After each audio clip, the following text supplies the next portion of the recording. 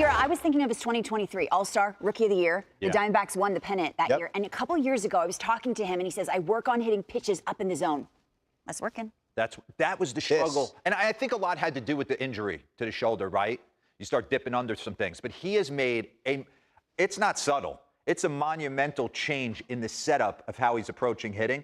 I got a chance to run into him at Yankee Stadium, like underneath the tunnel, and I'm like, hey, you made a pretty noticeable change. And he said, it's not anything, but I just want to feel more of a vertical bat angle instead of laying it back. Yeah, he used to lay it, right? And I want to get into it because it's working for him. And I think sometimes when you're not thinking hands as much and you put the bat on plane and you don't deliver the top hand at the point of contact, you can get slicey and you start missing the heaters you should be driving. So I want to get into Corbin Carroll because he's been on fire.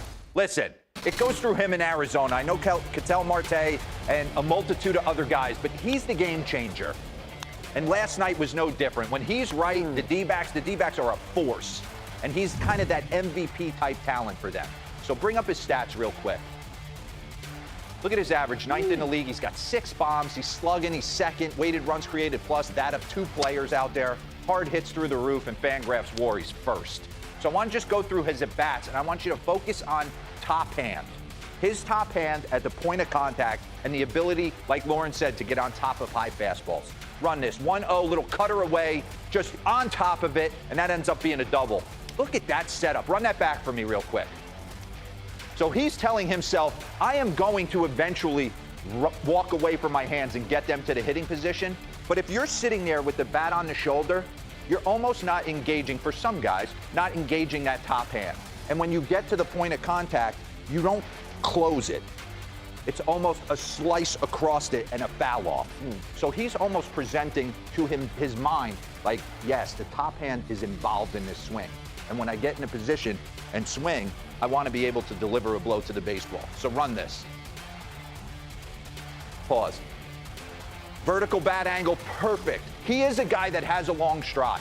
He is an athletic guy that does not totally hit off his backside. It's worked for him. It's how he's done it his entire career. Run it. But at the point of contact, that top hand's getting involved. And it's all just kind of a mind key for him. You're going to elevate a heater right here? Boom. Oh, 96. Wow. Watch where this ball lands in Miami Park. This is going second deck in the gap. Jeez. He's a powder keg of pop. Let me look at his metrics before we get into the side-by-side from last year. Where he stands in the box, I love this. Nays has shown me this. I want it for everybody. Depth in box, he hasn't moved at all. Distance off the plate, exact same. But the distance between his feet, he's definitely closed up. Maybe he was getting a little too far off his backside. Yeah, I like knowing the changes they're making. Stance angle's completely the same. The only thing he has done is gotten from a wide base, where, like I said, he has a tendency to get off his backside, to he's closed that up and gotten more athletic. All right? Give me the side-by-side. This is last year, 2024. I mean, that is a major difference in how he's set up. Run this.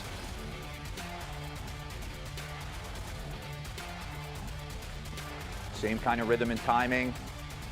Pause. You see the difference in the bat angle? It's kind of flat behind him, as opposed to more of a vertical bat angle. And for me, that's just a mental key for him to keep the top hand involved in the swing. Like I said, when you get to the point of contact and your bottom hand's the most important hand on the bat, if you don't deliver the top hand, you get slicey and through the baseball and you're fouling balls off. He is able to close it down. Run this. Oof. Gorgeous swing. Bring up the last board and let's get out of here. Corbin Carroll, notable metrics last 2 seasons. Average exit velo, look at the difference. Tied for first. Hard hit percentage, he's 5th. Barrel rate, bat speed's up, everything. Coming off last year where he started so slow. Very slow. And he was searching. It's good to see him off to a hot start. Yeah, those 2 teams continue their series tonight in Miami, Fott and Myers. Here on the East Coast, Harold Reynolds went to Lower Manhattan to the Jackie Robinson Museum for a tour that we all have to watch. Check it out. Hey, what a great way to start Jackie Robinson Day. We're down here in New York at the Jackie Robinson Museum and get a tour of the place, but also we got some stars here. Yeah, that's Dylan Betances. Let's see who Dylan's talking to, sign autographs. We got a lot of people here, our kids from RBI program. We got myself here. We got Mr. Dylan Betances. What's up, good, my Dylan? brother? How you doing? Swing and a miss. And that is the record breaker for a Yankee reliever. Strikeout number 131. Hey, so what do you think of Jackie Robinson Day, man? Oh, man, it's a great time. Jackie Robinson is the reason I was able to play this game. So, I think it's a great day in baseball. It's a chance to celebrate somebody that sacrificed a lot to be able to pave the way for a lot of us to play this game. How cool is this museum? This is insane. This is my first time here. It's your first time? Yeah, it's Okay. my first time, so I'm kind of in awe, just kind of walking the room and seeing some of the walk stuff. the room with me, man. Oh, This is so perfect. we're in a All good come on, spot. We're gonna go for a little walk Yes. with Dylan.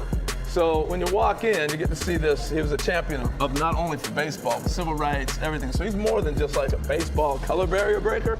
He is an American icon. Seeing some of the stuff in this room, it just goes to show you, like, as a player, like, you sometimes, like, deal with certain stuff that you, like, feel like, man, how can I get through this situation? Where Jackie, where he played, he was dealing with so much, and he was able to still play the game. And the fans will never forget the sight of Jackie Robinson on his daring steal.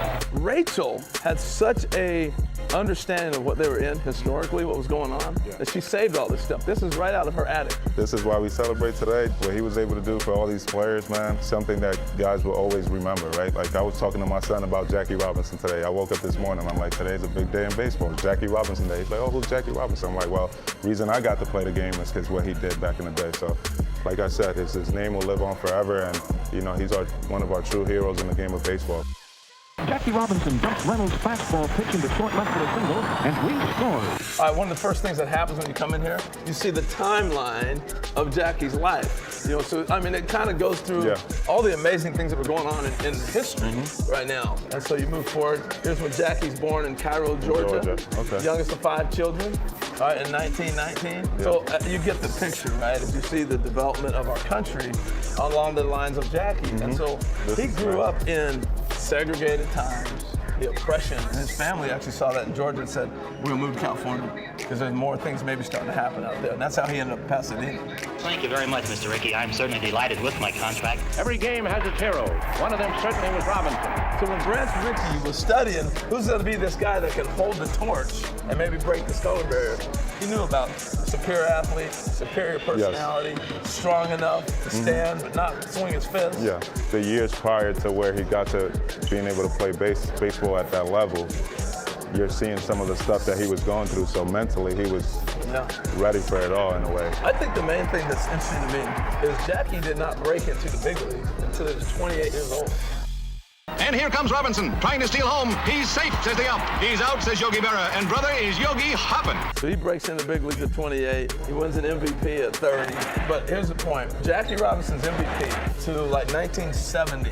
You had Roy Campanella, Frank Robinson, Willie Mays, Don Newcomb. There was, I think, 11 or 12 of the next MVPs in the National League all came out of the Negro Leagues. You're talking about a plethora of Hall of Famers to follow suit, so. Yeah, and I like the fact you said it was people of color, because Latin players played in the Negro Leagues as well, because they weren't allowed to go play. Just think about the talent pool.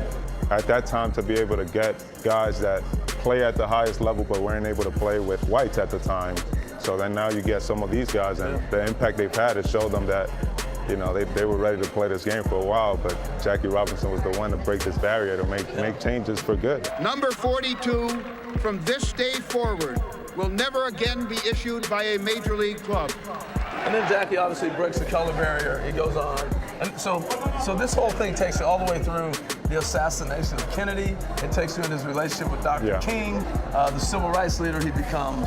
All that up to the big speech where he says, towards the end of his life in '72 in the World Series, where he says, I'll be really happy when I see somebody in the third base box. I'm extremely proud and pleased to be here this afternoon, but must admit I'm going to be tremendously more pleased and more proud when I look at that third base coaching line one day and see a black face managing in baseball. Thank you very much.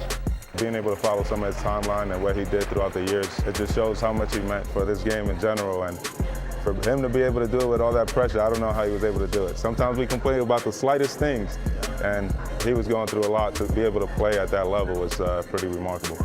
So if you get a chance to come down to the museum, it will give you an amazing tour. So it takes you all the way through his whole athletic career and obviously his personal career too. So that's it from the Jackie Robinson Museum. Thank you, my brother. Thank you for the history. Brother.